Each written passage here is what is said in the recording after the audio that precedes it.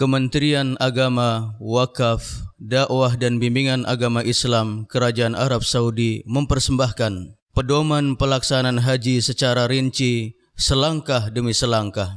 Labbaik Allahumma labbaik, labbaik la syarika laka labbaik, innal hamda wan ni'mata laka wal mulk la syarika laka labbaik.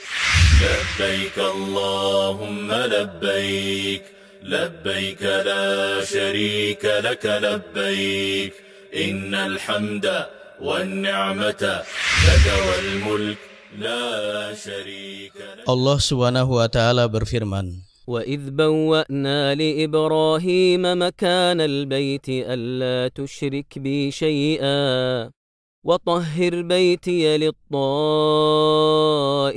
والقائمين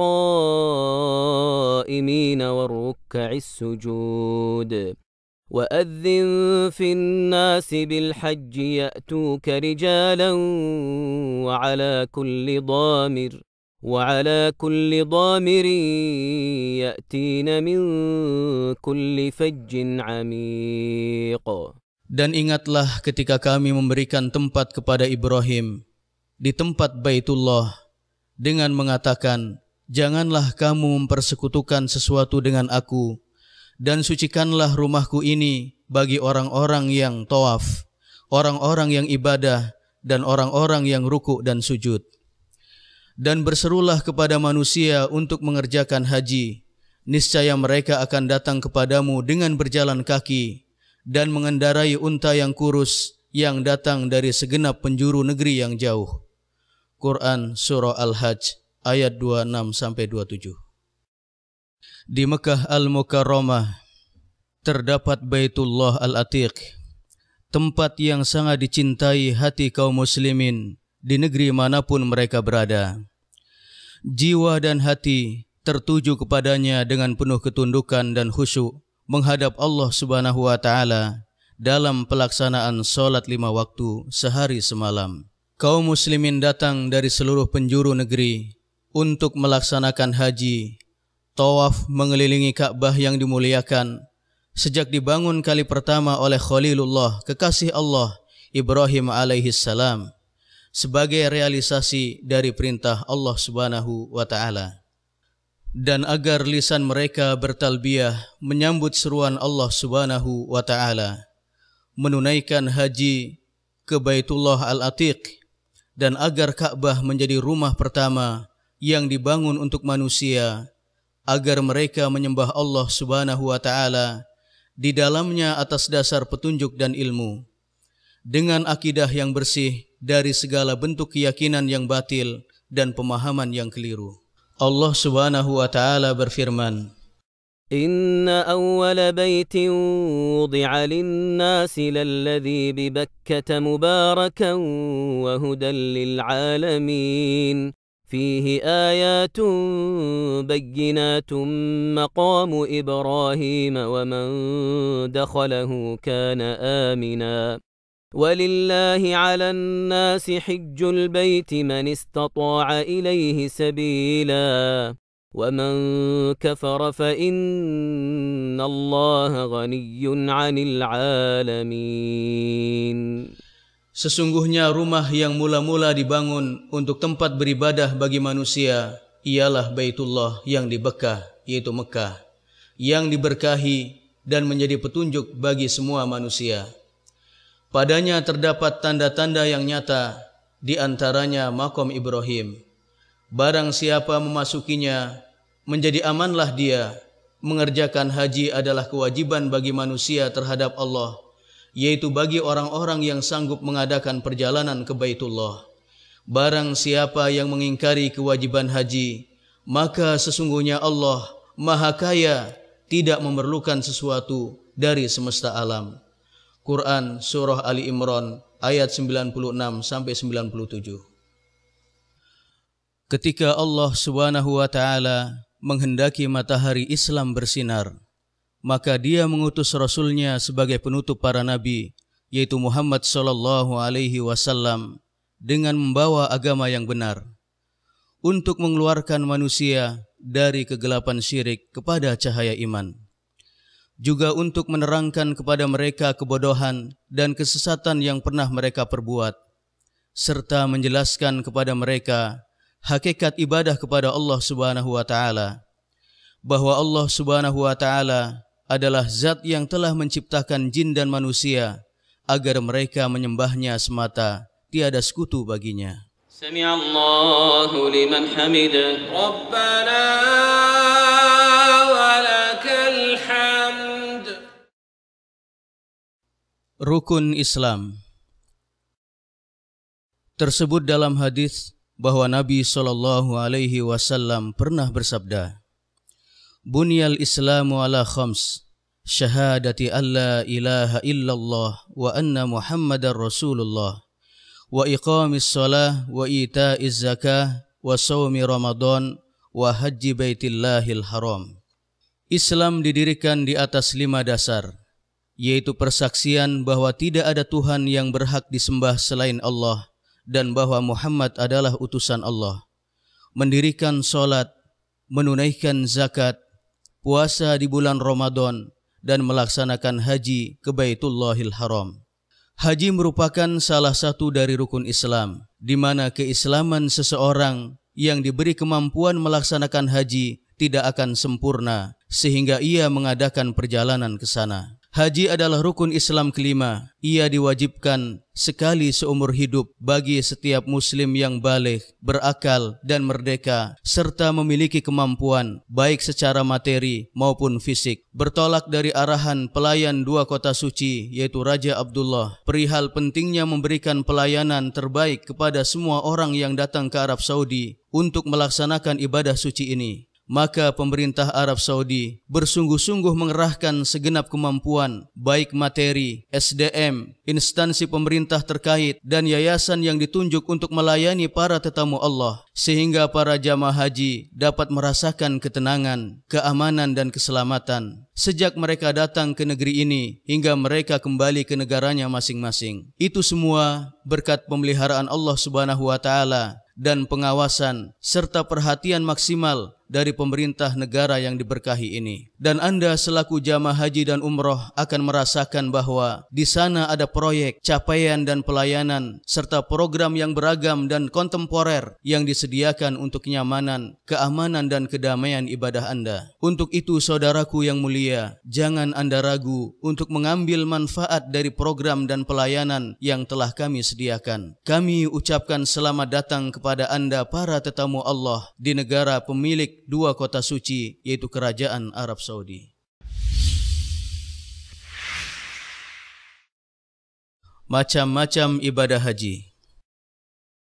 Ada 3 cara dalam pelaksanaan ibadah haji. Setiap jenis manasik ini mempunyai sifat dan kewajiban yang harus ditunaikan oleh jamaah haji agar ibadah haji yang dilakukannya menjadi sah. Ketiga jenis manasik itu adalah tamattu, qiran, dan ifrad. Yang paling utama dari ketiga jenis manasik ini adalah tamattu, bagi yang tidak membawa hewan sembelihan atau hadyu dari tempat tinggalnya. Manasik model inilah yang diperintahkan Rasul pembawa petunjuk Muhammad SAW kepada para sahabatnya. Adapun tamattu adalah seseorang berihram untuk umroh di bulan-bulan haji seperti Syawal, Dzulqa'dah dan Dzulhijjah. Kemudian setelah tawaf dan sa'i, ia bertahallul yang ditandai dengan memendekkan rambut kepala. Dengan demikian, ia telah dihalalkan dari semua hal yang sewaktu ihram ia diharamkan. Pada hari 8 Dzulhijjah atau hari Tarwiyah, ia berihram untuk haji dari tempat tinggalnya di Mekah Al-Mukarramah. Lalu ia berangkat ke Mina untuk menyempurnakan ibadah hajinya. Ia wajib menyediakan hadyu atau hewan sembelihan. Jika tidak mampu, ia boleh berpuasa 3 hari pada hari-hari haji dan 7 hari setelah ia kembali ke negerinya. Sedangkan qiran adalah seseorang berihram untuk umroh dan haji sekaligus dengan melafazkan labbaika umratan wa hajjan. Kupenuhi panggilanmu ya Allah untuk menunaikan umroh dan haji. Sesampainya di Mekah, ia melakukan tawaf kudum dan sa'i untuk haji dan umrohnya. Setelah sa'i, ia tetap dalam keadaan ihram dan tidak bertahalul. Di hari ke-8 Dzulhijjah atau hari Tarwiyah, ia bertolak menuju Mina untuk menyempurnakan amalan-amalan haji dan umrohnya. Hanya saja ia tidak lagi melakukan sa'i karena ia telah melakukannya setelah tawaf qudum. Ia wajib menyediakan hadyu atau hewan sembelihan. Jika tidak mampu, ia boleh berpuasa 3 hari pada hari-hari haji dan 7 hari setelah ia kembali ke negerinya dan berkumpul bersama keluarganya. Adapun ifrad adalah seseorang hanya berihram untuk haji saja. Setelah sampai di mikot, ia mengucapkan talbiyah, labbaika hajjan, kupenuhi panggilanmu ya Allah untuk menunaikan haji. Sesampainya di Mekah, ia melakukan tawaf dan sa'i, dan ia tetap dalam keadaan ihram sehingga ia menyempurnakan amalan-amalan hajinya. Bagi orang yang melakukan haji ifrad, tidak wajib atasnya hadyu atau hewan sembelihan, sebab ia tidak menggabungkan antara umroh dan haji. Yang terbaik dari ketiga macam manasik tersebut adalah tamattu, kemudian qiran, dan yang terakhir adalah ifrad.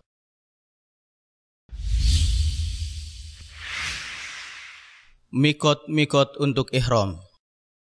Kaum muslimin saudaraku, jika Anda telah berazam untuk mengadakan perjalanan ke Mekah Al-Mukarramah untuk menunaikan ibadah haji dan umrah, maka Anda wajib berihram dari salah satu tempat mikot di antara 5 mikot yang telah ditetapkan oleh Nabi SAW. Kelima mikot ini adalah: yang pertama, Dzulhulaifah, yaitu mikotnya penduduk Madinah yang sekarang bernama Abyar Ali. Yang kedua, Al-Juhfah, yaitu mikotnya penduduk Syam, terletak di dekat kota Robih dan manusia sekarang berihram dari Robih. Ketiga, Qor Al-Manazil, yaitu mikotnya ahli Najd yang sekarang bernama As-Sil Kabir.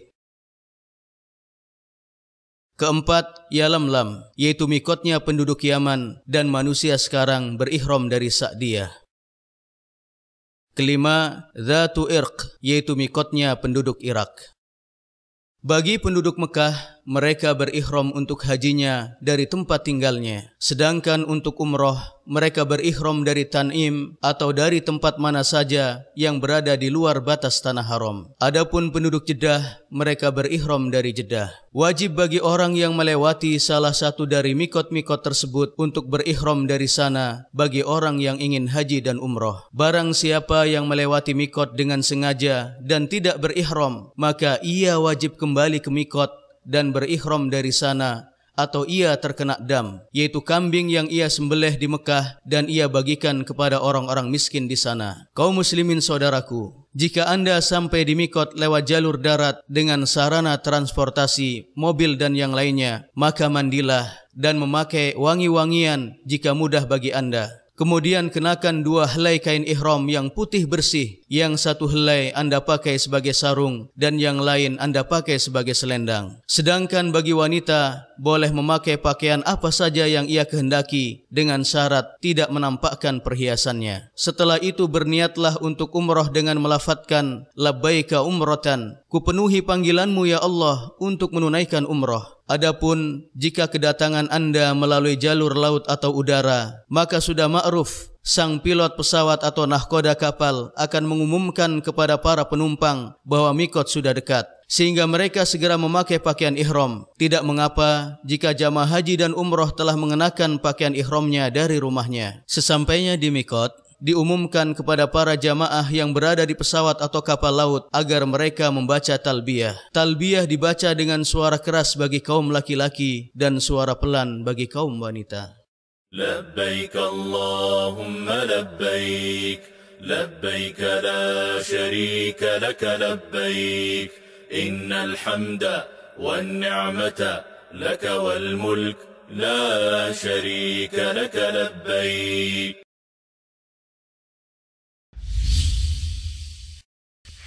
Larangan-larangan ihram. Ketika Anda telah bertalbiyah untuk umrah dengan melafadzkan labbaika umratan, kupenuhi panggilanmu ya Allah untuk menunaikan umrah, atau Anda bertalbiyah untuk haji dengan mengucapkan labbaika hajjan, kupenuhi panggilanmu ya Allah untuk menunaikan haji, atau Anda bertalbiyah untuk umrah dan haji dengan melafadzkan labbaika umratan wa hajjan, Kupenuhi panggilanmu ya Allah untuk menunaikan umrah dan haji. Berarti Anda telah memasuki manasik dan Anda harus menjauhi beberapa larangan sewaktu ihram. Larangan-larangan ihram itu adalah: pertama, mencabut rambut kepala atau menggunting kuku. Jika ada helai rambut yang terjatuh tanpa sengaja, atau mengambil helai rambut atau menggunting kuku dalam keadaan lupa atau belum mengetahui hukumnya, maka hal itu tidak mengapa. Kedua, tidak boleh bagi orang yang berihram memakai wangi-wangian baik di badan atau baju ihramnya, dan tidak mengapa jika ada sisa harum wewangian yang Anda oleskan sebelum ihram. Ketiga, tidak boleh berburu binatang buruan darat, baik dengan membunuhnya, mengejar-ngejarnya, atau membantu orang lain untuk berburu. Keempat,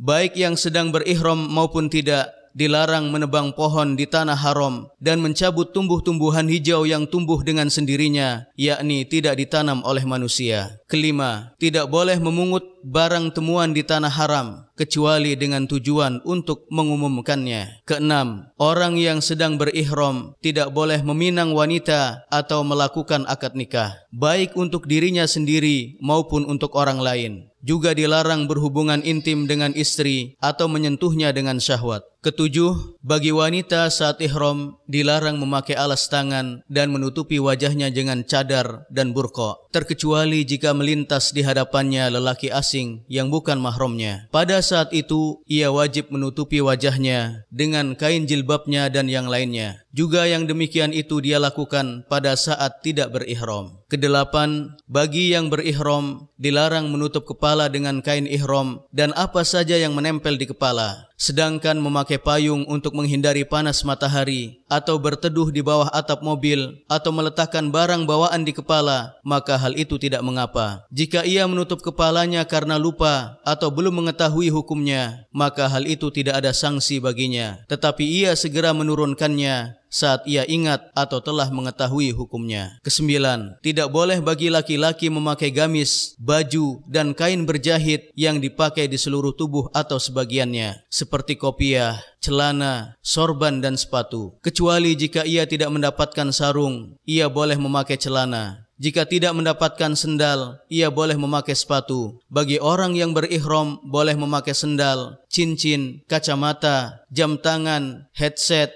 ikat pinggang, dan dompet untuk menyimpan uang dan dokumen penting. Dibolehkan pula mengganti pakaian ihram dan mencucinya. Demikian pula mandi membersihkan rambut dan badan. Jika ada rambut yang terjatuh tanpa sengaja, maka hal itu tidak mengapa. Demikian pula tidak mengapa jika ada darah yang menetes dari luka di tubuhnya. Bagi orang yang berihram, tiada solat sunnah ihram yang dikhususkan untuknya seperti anggapan sebagian orang. Wajib bagi orang yang melaksanakan haji atau umroh untuk memelihara kewajiban agama, seperti solat dengan berjamaah tepat pada waktunya, meninggalkan dosa dan maksiat, kata-kata porno, perkataan dusta, dan yang senada dengan itu yang terkadang diperbuat oleh sebagian orang.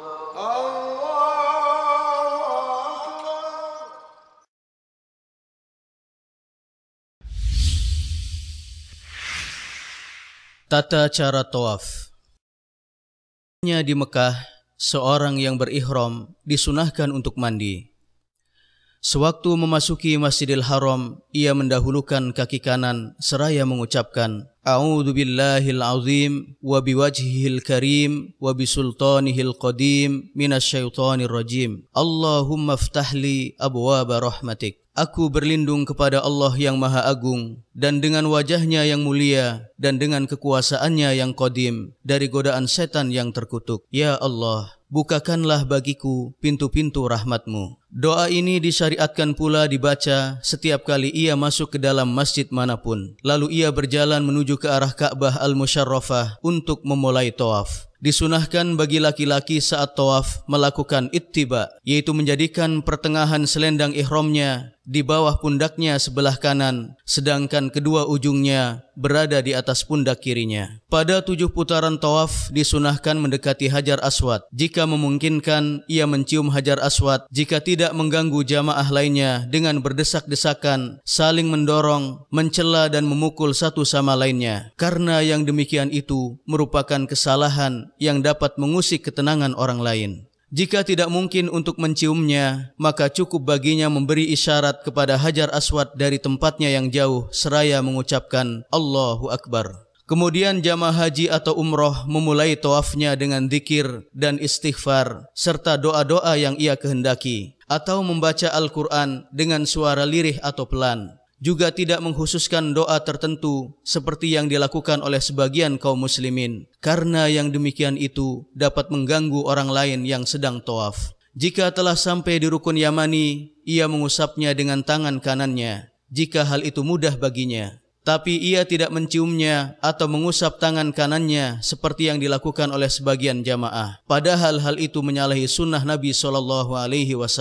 Jika tidak memungkinkan menyentuh rukun Yamani, maka ia berlalu melanjutkan tawafnya dan tidak perlu memberi isyarat atau bertakbir. Merupakan sunnah seorang jamaah haji membaca doa di antara rukun Yamani dan Hajar Aswad, Rabbana atina fid dunya hasanah wa fil akhirati hasanah wa qina adzabannar. Ya Tuhan kami, berikanlah kepada kami kebaikan di dunia dan kebaikan di akhirat, dan peliharalah kami dari siksa neraka. Demikianlah seorang jamaah menyempurnakan tawafnya, dimulai dari Hajar Aswad dan berakhir di sana. Disunahkan pula pada 3 putaran pertama bagi laki-laki pada tawaf kudum untuk melakukan romel, yaitu berjalan cepat dengan memendekkan langkah-langkah kakinya. Ada beberapa kesalahan yang biasa dilakukan sebagian jamaah saat melakukan tawaf. Di antaranya, pertama, sebagian orang melakukan tawaf di dalam hijir Ismail dengan keyakinan bahwa hal itu termasuk tawaf. Padahal sejatinya tawaf di dalam hijir Ismail adalah tidak sah, karena ia telah mengurangi kesempurnaan tawafnya, di mana ia hanya terhitung tawaf mengelilingi sebagian Ka'bah saja. Kedua, di antara kesalahan lain adalah memegang seluruh rukun Ka'bah, dindingnya, dan menyentuh kiswah Ka'bah, pintunya, dan makam Ibrahim. Dan amalan seperti ini tidak dibolehkan, karena hal itu termasuk bid'ah yang tidak ada dasarnya dalam agama dan tidak pernah pula dilakukan oleh Nabi SAW. Ketiga, tidak boleh mengeraskan bacaan ketika tawaf karena dapat mengganggu ketenangan kaum muslimin. Keempat, di antara kesalahan lainnya adalah berdesak-desakannya antara kaum wanita dengan laki-laki, terlebih di sekitar Hajar Aswad dan makam Ibrahim. Maka hal itu wajib dijauhi. Setelah tawaf, jamaah haji dan umroh segera bergegas menutup kembali pundak sebelah kanan dengan kain ihramnya. Lalu ia sholat 2 rakaat di belakang makam Ibrahim jika memungkinkan baginya. Jika tidak, maka ia boleh sholat 2 rakaat di tempat mana saja dari Masjidil Haram. Pada rakaat pertama setelah membaca Al-Fatihah, ia membaca surah Al-Kafirun, Qul ya ayyuhal kafirun. Dan pada rakaat yang kedua setelah membaca Al-Fatihah, dia membaca surah Al-Ikhlas, Qul huwallahu ahad. Jikalau ia membaca selain kedua surat tersebut juga tidak apa-apa. Tata cara sa'i. Setelah tawaf, jamaah haji dan umroh berjalan menuju Safa untuk melaksanakan sa'i sebanyak 7 kali putaran. Setelah mendekati Safa, ia memulai amalan seperti yang Allah ajarkan dengan mengucapkan, Inna as-safa wal marwata min sya'airillah. فمن حج البيت أو اعتمر فلا جناح عليه أن يطوف بهما ومن تطوع خيرا فإن الله شاكر عليم. Sesungguhnya Safa dan Marwa adalah sebagian dari syiar Allah. Maka barang siapa yang beribadah haji ke Baitullah atau berumrah, maka tidak ada dosa baginya mengerjakan sa'i antara keduanya. Dan barang siapa yang mengerjakan suatu kebajikan dengan kerelaan hati, maka sesungguhnya Allah maha mensyukuri kebaikan lagi maha mengetahui. Kemudian ia naik ke bukit Safa dan menghadap kiblat seraya memuji Allah Subhanahu wa taala dan bertakbir 3 kali. Dengan mengangkat kedua tangan berdoa dan mengulang-ulang doa, La ilaha illallah wahdahu la syarikalah, lahul mulku wa lahul hamdu wa huwa ala kulli syai'in qadir. La ilaha illallah wahdah, anjaza wa'dahu wa nasara abdahu wa hazamal ahzaba wahdah. Tiada Tuhan yang berhak disembah kecuali Allah yang Maha Esa, tiada sekutu baginya. Baginya kerajaan dan baginya pujian, dan Dia Maha Kuasa atas segala sesuatu. Tiada Tuhan yang berhak disembah kecuali Allah yang Maha Esa, yang menepati janjinya, membela hambanya, dan mencerai-beraikan musuhnya sendirian. Zikir ini diulang-ulang 3 kali dan boleh ditambah dengan doa-doa lain yang ia kehendaki. Tidak mengapa jika ia membaca doa ini kurang dari 3 kali. Dan ia tidak mengangkat kedua tangan kecuali pada saat berdoa, dan ia tidak memberi isyarat di saat mengucapkan takbir, karena hal itu merupakan kesalahan fatal yang sering dilakukan oleh sebagian jamaah haji dan umroh. Lalu ia turun dari sofa menuju Marwah dengan berjalan kaki, lalu berdoa dengan doa-doa yang mudah baginya, berdoa untuk kebaikan dirinya, keluarganya, dan kaum muslimin pada umumnya. Ketika sampai di tanda hijau, jamaah laki-laki berlari, tapi tidak disyariatkan bagi jamaah wanita. Jika telah sampai di tanda hijau kedua, ia berjalan biasa seperti sebelumnya, sehingga ketika sampai di Marwah, ia berdiri menghadap ke arah Ka'bah dan mengucapkan zikir seperti yang ia ucapkan sewaktu berada di sofa. Lalu ia berdoa seperti yang ia kehendaki. Kemudian ia turun menuju sofa. Ketika sampai di tanda hijau pertama, ia berlari sampai melewati tanda hijau kedua. Setelah itu ia berjalan biasa dan naik ke bukit Sofa. Demikianlah ia menyempurnakan ke-7 putaran sa'inya dengan cara seperti itu. Dari Sofa ke Marwah dihitung 1 putaran, dan kembalinya dari Marwah ke Sofa dihitung putaran kedua, dan seterusnya. Tidak mengapa jika ia memulai sa'i dengan berjalan kaki, lalu ia merasa capek, lelah, atau ada gangguan kesehatan dengan takdir Allah Subhanahu wa Ta'ala, maka ia boleh melanjutkan sa'inya dengan menggunakan kursi roda. Dibolehkan pula bagi wanita haid atau nifas untuk melaksanakan sa'i tanpa melakukan tawaf, karena tempat sa'i bukan termasuk Masjidil Haram. Di antara kesalahan fatal yang sering kita lihat adalah jamaah wanita ikut berlari saat melewati 2 tanda hijau. Setelah menyempurnakan sa'i, maka jamaah bertahallul dengan memendekkan rambut kepalanya. Jika ia mengambil haji tamattu, diharuskan menggunting seluruh rambut kepala dan bukan sebagian rambutnya saja. Adapun bagi wanita, saat bertahallul hanya memotong rambutnya seukuran ujung ruas jarinya. Dengan demikian, bagi jamaah yang mengambil haji tamattu telah menyempurnakan umrohnya dan telah dihalalkan baginya semua hal yang sebelumnya dilarang sewaktu ihram. 8 Dzulhijjah, hari Tarwiyah. Pada tanggal 8 Dzulhijjah yang dikenal dengan hari Tarwiyah, para jamaah haji berihram untuk haji sesuai dengan cara manasik yang dipilihnya, baik itu tamattu, qiran maupun ifrad. Mereka bertolak menuju Mina sebagai realisasi dari mengikuti sunnah Nabi SAW. Disunahkan berangkat ke Mina sebelum tergelincir matahari, yaitu sebelum zuhur. Mereka sholat zuhur, asar, maghrib dan isya serta subuh di Mina dengan cara qashar, yaitu bagi sholat yang 4 rakaat tanpa dijamak. Tiada perbedaan antara penduduk Mekah dan yang lainnya. Termasuk sunnah, jamaah haji melakukan mabit atau bermalam di Mina pada hari Tarwiyah, yaitu malam 9 Dzulhijjah. Setelah sholat subuh di hari 9 Dzulhijjah, jamaah haji menunggu beberapa saat hingga matahari terbit. Lalu jamaah haji bertolak menuju Arafah dalam keadaan tenang dan tertib sambil bertalbiyah dan bertakbir serta zikir kepada Allah Subhanahu wa Ta'ala. Labbaik Allahumma labbaik, labbaik la syarika laka labbaik, innal hamda wan ni'mata laka wal mulk La syarika laka labbaik. Tata cara dan waktu talbiyah.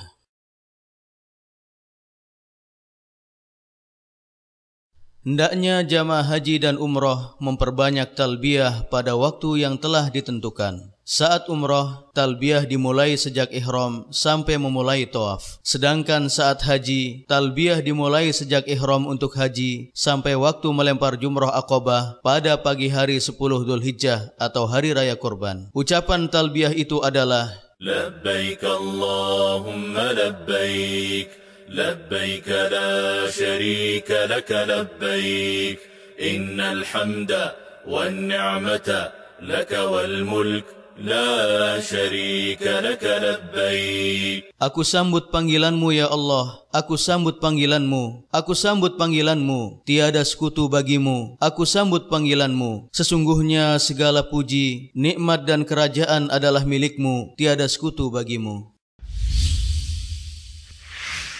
9 Dzulhijjah atau hari Arafah.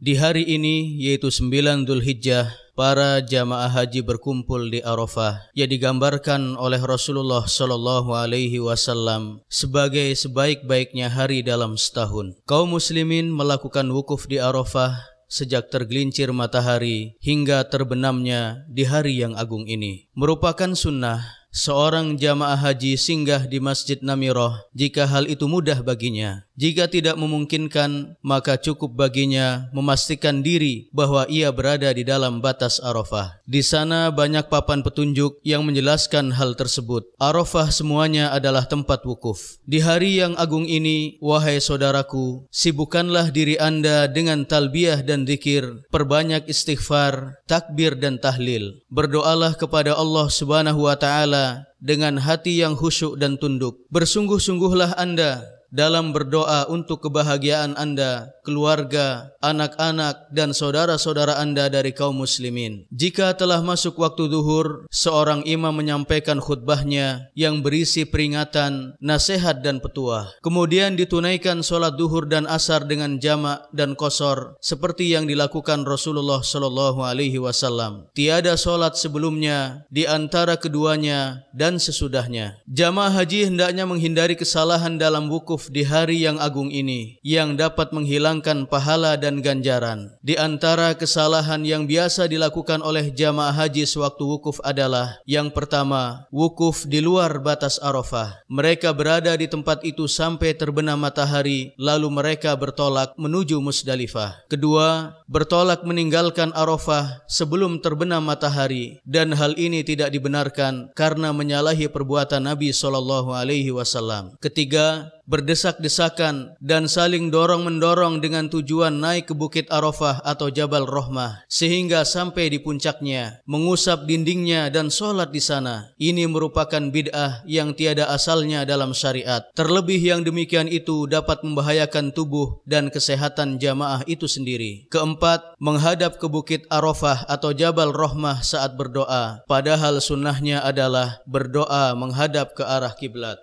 اللهم إني أعوذ بك من الكفر والفقر ومن عذاب القبر لا إله إلا أنت اللهم أنت ربي لا إله إلا أنت خلقتني وأنا عبدك وأنا على عهدك ووعدك ما استطعت أعوذ بك من شر ما صنعت وأبوء لك بنعمتك علي وأبوء بذنبي فاغفر لي إنه لا يغفر الذنوب إلا أنت. Ya Allah, sesungguhnya aku berlindung kepadamu dari kekufuran dan kefakiran, dan aku berlindung kepadamu dari azab kubur. Tiada Tuhan yang berhak disembah selain Engkau. Ya Allah, sesungguhnya Engkau adalah Tuhanku. Tiada Tuhan yang berhak disembah selain Engkau. Engkau yang telah menciptakan aku, sedangkan aku adalah hamba-Mu, dan aku berada di atas ikatan janji kepadamu semampuku. Aku mengakui nikmat-Mu atas diriku, dan aku mengakui dosa-dosaku kepadamu, maka ampunilah aku. Sesungguhnya tiada yang mengampuni dosa kecuali Engkau. Allah Subhanahu wa taala berfirman, ليس عليكم جناح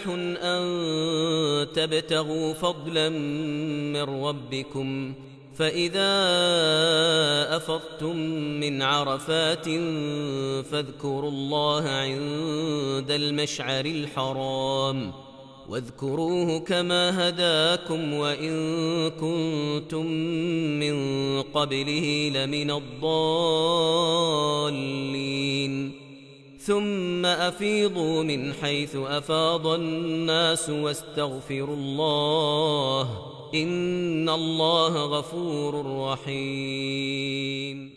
Tidak ada dosa bagimu untuk mencari karunia dari Tuhanmu. Maka apabila kamu telah bertolak dari Arafah, berzikirlah kepada Allah di Masy'aril Haram, dan berzikirlah dengan menyebut nama Allah sebagaimana yang ditunjukkannya kepadamu, dan sesungguhnya kamu sebelum itu benar-benar termasuk orang-orang yang sesat. Kemudian bertolaklah kamu dari tempat bertolaknya orang-orang banyak, dan mohonlah ampun kepada Allah. Sesungguhnya Allah Maha Pengampun lagi Maha Penyayang. Musdalifah. Setelah terbenam matahari di hari 9 Dzulhijjah, kafilah haji bertolak meninggalkan Arafah menuju Musdalifah dalam naungan barokah Allah Subhanahu wa taala. Setelah sampai di Musdalifah, mereka menunaikan salat maghrib dan isya secara jamak dan qashar dengan 1 adzan dan 2 iqamah. Tujuan mereka di Musdalifah malam itu adalah untuk melakukan mabit atau bermalam di sana. Mereka berangkat ke Musdalifah dengan melantunkan talbiyah, zikir dan syukur kepada Allah Subhanahu wa taala atas segala karunia dan anugerahnya, karena mereka telah menyaksikan wukuf di Arafah. Sesampainya jamaah haji di Musdalifah, sebagian jamaah melakukan kesalahan yang semestinya dapat mereka hindari. Di antara kesalahan-kesalahan yang dilakukan oleh sebagian jamaah haji di Musdalifah adalah mereka sibuk memungut batu kerikil sebelum melaksanakan solat maghrib dan isya secara jamak dan qashar. Padahal solat semestinya lebih mereka prioritaskan pelaksanaannya. Demikian pula keyakinan bahwa mereka harus memungut batu kerikil dari Musdalifah juga merupakan bentuk kesalahan yang seharusnya tidak terjadi. Sunnahnya adalah seperti yang telah kita sebutkan, bahwa jamaah haji mabit di Musdalifah sehingga mereka menunaikan sholat subuh di sana. Ada dispensasi atau keringanan bagi jamaah wanita dan orang-orang lemah serta anak-anak untuk bertolak meninggalkan Musdalifah menuju Mina di akhir malam. Jika jamaah haji telah melaksanakan sholat subuh, disunahkan berhenti sejenak di Masy'aril Haram, yaitu tempat masjid, yaitu sebuah bukit di Musdalifah atau di tempat mana saja di Musdalifah. Dengan menghadap ke arah kiblat, jamaah haji memperbanyak zikir, takbir dan doa yang mudah baginya. Setelah itu, ia memungut batu kerikil untuk melontar jumroh Aqabah sebanyak 7 butir batu. Ukurannya sedikit lebih besar dari kacang hims, sisanya bisa dipungut di Mina. Selanjutnya dalam naungan barokah Allah, jamaah haji melanjutkan perjalanannya menuju Mina sebelum terbit matahari dalam keadaan bertalbiyah, khusyuk dan memperbanyak zikir kepada Allah Subhanahu wa taala. Sesampainya di Mina, jamaah haji segera mendekati Jumroh Aqabah, jumroh yang paling dekat dengan Mekah. Setelah sampai di Jumroh Aqabah, ia menghentikan talbiyahnya dan melempar jumroh tersebut sebanyak 7 kali lemparan batu secara beriringan dan bertakbir setiap lemparan batu. Kemudian ia menyembelih hewan hadyu bagi yang mengambil haji tamatu atau qiran. Ia boleh makan sebagian dagingnya dan sisanya dibagikan kepada orang-orang miskin. Setelah itu ia menggundul atau memendekkan rambut kepalanya, tetapi menggundul rambut kepala lebih utama. Adapun bagi wanita, cukup menggunting rambutnya seukuran ujung ruas jarinya. Ini adalah merupakan urutan amalan haji. Jika mendahulukan salah satu amalan dari 3 amalan tersebut, yaitu melontar jumroh Aqabah, menyembelih hadyu dan menggundul atau memendekkan rambut kepala, juga tidak mengapa. لبيك اللهم لبيك لبيك لا شريك لك لبيك إن الحمد والنعمة لك والملك لا شريك لك لبيك. 10 Dzulhijjah atau Hari Raya Korban. Jamaah haji yang datang dari belahan timur bumi dan baratnya, mereka berkumpul di Mina dengan wajah sukacita di hari raya Idul Adha yang penuh berkah. Mereka bergembira dengan nikmat yang Allah karuniakan kepada mereka. Mereka menyembelih hewan kurban sebagai bentuk takarrub kepada Allah Subhanahu wa taala. Para jamaah haji akan mendapatkan kemudahan dari kerajaan Arab Saudi terkait hewan korban dan penyalurannya kepada mereka yang berhak menerimanya. Ada beberapa kesalahan yang biasa dilakukan sebagian jamaah haji saat melontar jumroh. Di antaranya, pertama, sebagian jamaah berkeyakinan bahwa mereka sedang melempar setan, sehingga mereka melempar jumroh dengan marah, disertai dengan makian terhadap setan-setan itu. Melempar jumroh tidak disyariatkan kecuali untuk mendirikan zikir kepada Allah Subhanahu wa taala. Kedua, melempar jumroh dengan menggunakan batu besar atau sepatu dan kayu. Dan ini merupakan bentuk berlebih-lebihan dalam pelaksanaan ajaran agama yang dilarang oleh Nabi SAW. Ketiga, berdesak-desakan dan saling dorong-mendorong satu sama lain saat berada di sekitar jamarat dengan tujuan melempar jumroh adalah kesalahan fatal. Wajib bagi setiap jamaah haji bersikap lemah lembut kepada saudaranya dan memfokuskan diri melempar jumroh ke tempat yang benar, yaitu lubang jumroh, baik itu mengenai dindingnya atau tidak. Keempat, melempar seluruh batu yang ada di tangan dengan satu kali lemparan. Padahal hal seperti ini tidak terhitung 7 lemparan, tetapi dihitung 1 lemparan saja. Yang benar adalah melempar batu satu persatu dan membaca takbir setiap lemparan batu. Tawaf ifadah. Ketika jamaah haji telah melempar jumroh Aqabah dan menggundul rambut kepala atau memendekkannya, berarti ia telah menyempurnakan tahallul awal dan telah dibolehkan baginya mengenakan kembali pakaiannya dan telah dihalalkan baginya seluruh larangan ihram kecuali menyentuh istrinya. Kemudian ia bertolak menuju Mekah untuk melaksanakan tawaf ifadah yang merupakan salah satu rukun haji, di mana haji tidak sah kecuali dengan melakukan tawaf tersebut. Setelah tawaf, bagi jamaah yang mengambil haji tamattu melakukan sa'i. Demikian pula bagi yang belum melakukan sa'i setelah tawaf kudum bagi yang mengambil haji qiron atau ifrad. Jamaah haji boleh mengakhirkan tawaf ifadah sampai berakhirnya hari-hari Mina, yaitu 13 Dzulhijjah, dan pergi ke Mekah Al-Mukarramah untuk melakukan tawaf ifadah setelah menyelesaikan seluruh lemparan jumroh pada hari itu. Hari-hari tasyrik. Setelah jamaah haji menyelesaikan tawaf ifadah pada hari raya Korban, yaitu 10 Dzulhijjah, maka telah dihalalkan baginya seluruh larangan ihram, termasuk menyentuh atau berhubungan intim dengan istrinya. Kemudian ia kembali ke Mina untuk melaksanakan mabit di sana pada malam-malam tasyrik, yaitu malam 11, 12 dan 13 Dzulhijjah, atau cukup mabit 2 malam saja bagi jamaah haji yang mengambil nafar awal. Hal ini berdasarkan firman Allah Subhanahu wa taala, "Wadhkurullaha fi ayyamin ma'dudat. Faman ta'ajjala fi yawmayn fala ithma alayhi wa man ta'akhkhara fala ithma alayhi liman ittaqa."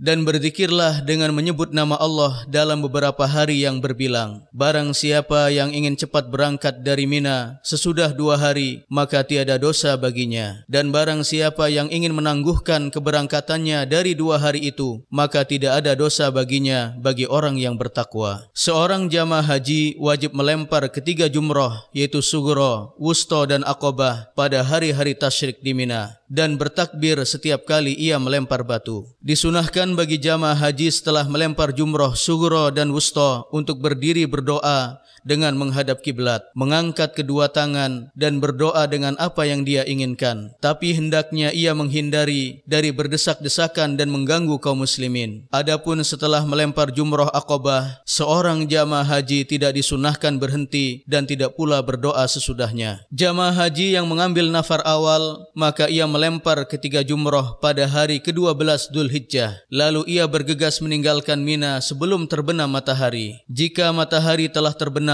dan ia masih berada di Mina, maka ia diharuskan mabit pada malam ke-13 di Mina dan melempar ketiga jumroh pada hari ke-13-nya. Terkecuali bagi orang yang telah keluar meninggalkan Mina dan terjebak macet atau ada uzur lain sehingga ia belum keluar dari Mina hingga terbenam matahari, maka ia tidak diharuskan mabit lagi pada malam ke-13 di Mina. Tawaf wada.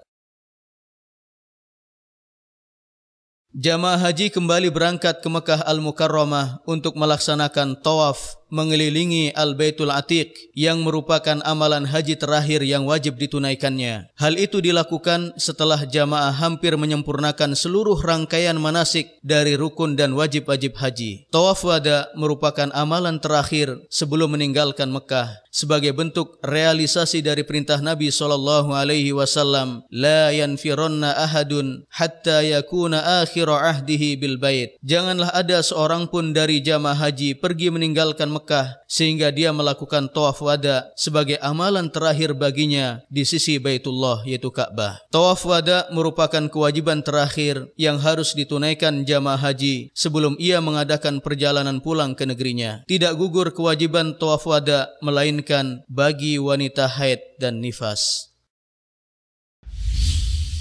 Kota Madinah dan tata cara ziarah Masjid Nabawi.